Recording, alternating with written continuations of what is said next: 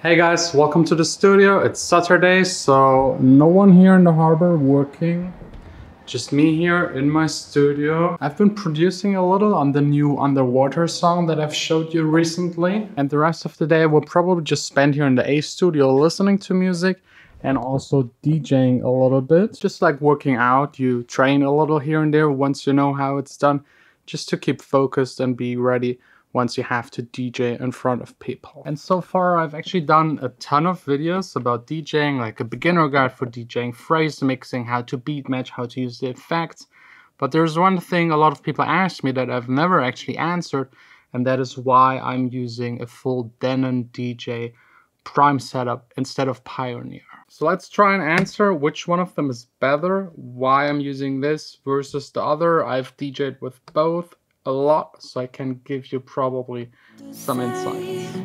We never used to be this way.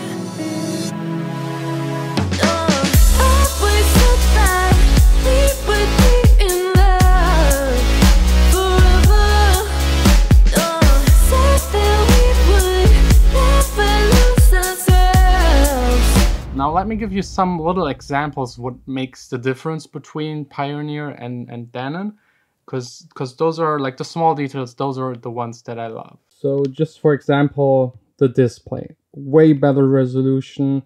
It's way nicer to use these click wheels. Push, everything feels solid. You even get the light feedback when you push. Touchscreen is responsive, same as like an iPad.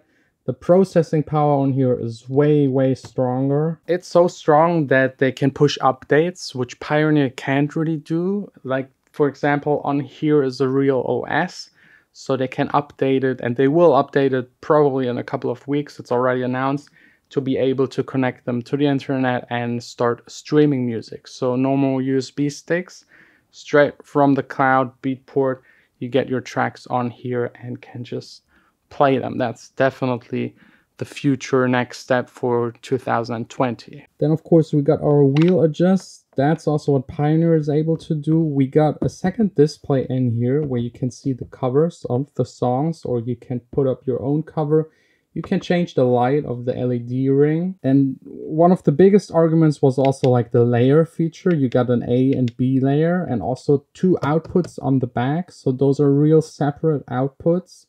And you can switch between those layers, and it's basically like having a second unit of these. So we got here two, but due to the layering feature, it's actually like having four of them. So all four are connected to channel 1 to 4. The vinyl functions, sync, the reset, the pitching, the pitch bend and stuff, that's all the same as Pioneer. Also here, this kind of stuff, the track skip, beat jump, cue, and play, of course. The loop function of the Denons is so much better. It's like a clickable button. Let me give you a demo. It's so good. Like, this really makes looping so much more viable. On the Pioneer stuff, you have like the in and out button and like a 4-bar instant button, and you can touch here on the bottom, which I don't really like. Like, this one wheel does all of this in one. That's the intuitive way it should actually be like. So you click to engage the loop. You can set up in the preference how much it will on the click loop. I've set it to 4 bars, and then you just turn it and the loop gets shorter.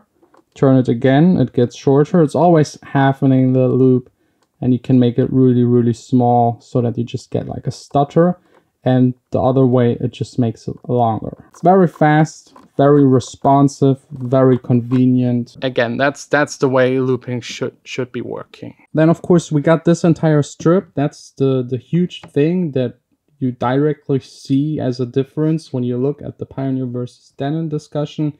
You can hear hot cue, loop, roll, slice. So if, for example, on the slice, it will chop up the song into 8 bits, and you can trigger those 8 bits down here. It's really nice to start incorporating a little bit of life into your setup. We got here at the front the SD slot, which is really convenient, the USB slot. The only negative thing is about these two, they're a little way back, which is good for long USB sticks, but nowadays people use more and more shorter ones, and it's hard to get the small short ones really in there. But on the back side you got 2 more just in case. Here also, by the way, the layer A and layer B outputs and also digital outputs for both, the link cable, power, and that's basically it on the back side. The only two little details that I actually prefer on the Pioneer players are the Q and play buttons. I don't know why, but I like the round design of Pioneer a little better. The feel is actually pretty much the same. And reverse, the reverse flip switch on Pioneer is a lot nicer than just having this button right here. And for reverse, you even have to press shift and the button to actually get into reverse. And then also the entire navigation within the system, touch and like this click wheel, it's really fast, responsive. It basically works like an iPad. That's the future. That's how it should be. And I love that like the selecting songs is all done with touch and the wheel, but everything that is performance still has like a button where you can directly do the stuff. So those are basically the main reasons for having the Denon equipment here in the studio. It's a little cheaper. It's a little better. The only downside or the only thing that is missing is of course the CD slot, but I haven't used the CD in like 5-6 years, so I'm happy to get rid of it. The big question is now just what will Pioneer do next? If they will just do the same as Denon, this might be actually enough because they have such a big market share. If they can even improve on what Denon did, then definitely a win for them. But at the moment, there's no announcement, there are no rumors, nothing. It seems like they got really a little bit lazy. Well, let me actually show you like one more feature that I almost forgot, because that's actually the craziest. You see this player is playing, and I can now unplug it. Like this is the power for it. If I unplug it, it will still run. It doesn't have any power at the moment. Look at this. And then after like, what was it? Maybe 5, 6, 7, 8 seconds, it will shut down. They've done this because if you have like a short power outage for just like 1 or 2 seconds, maybe a fuse just like switching off, and then the next one switching in again, you won't lose the sound. The same, of course, also for the USB sticks. If you pull them, you have the entire last song to play with fully. You can loop it, skip it.